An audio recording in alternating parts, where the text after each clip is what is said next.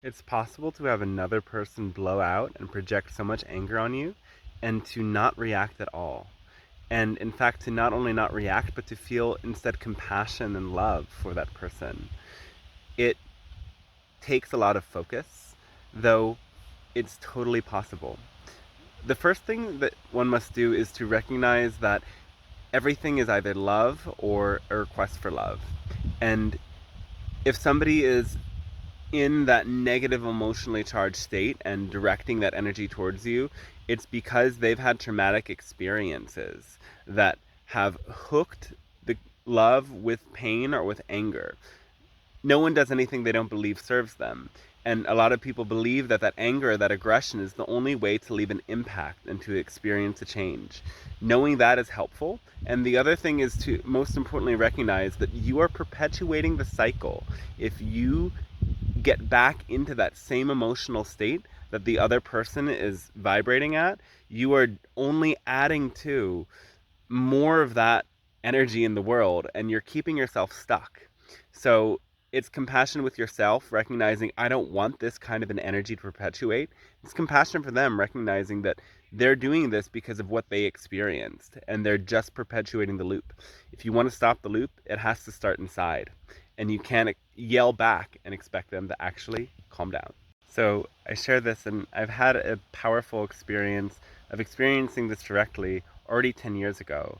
I was with my father, who has some anger issues, and he was really upset that I wasn't following all of the practical advice as to what to do with my life. And I just wanted to be a yogi, basically, and I didn't want to enter the real world. And 10 years later, here I am. So it worked. And my father just couldn't get his head around this. And he was yelling at me and berating me in the car. And so I closed my eyes and I focused on my third eye, as I had been doing in my meditation. And at that time I was meditating at least an hour a day, if not more. It was too much, actually, but it did open these powers. And the power was that instantly I went into this experience in my third eye, of this light pouring in and this compassion opening up. And I said, Dad, we got out of the car and I said, Dad, can I hug you? I love you, first of all, and can I hug you? And he just automatically was like, yes. And I gave him a hug for a couple seconds. And he got very confused and bewildered and walked away into his room. And I didn't hear from him the rest of the day. And he didn't have an outburst like that again for a while. And mind you, he was in, programs to recover and to spiritually develop. So he was more open to it than some might be, but I've heard that other people experience the same thing when they bring energy to that conflict with an open heart. Things can change so fast. And not only that, but it left such an impact on him that he still talks about it years later. He talks about it as a turning point in which he got a real experience of what love was and what love can hold space for. And true love is so encompassing that it doesn't fight these negative emotions or these harsh energies that come up. We simply greet them and welcome them into the heart, and we expand into them and through them. So this is something that anyone can possibly open to. We can all have that power of opening to love, to be able to neutralize the negative energy that other people are putting out. And if we don't do it for them, we have to do it for ourselves, because going into that emotion of anger or judgment doesn't help anybody. It only hurts. And the one that we hurt the most when we stay stuck in that emotion of anger is ourselves.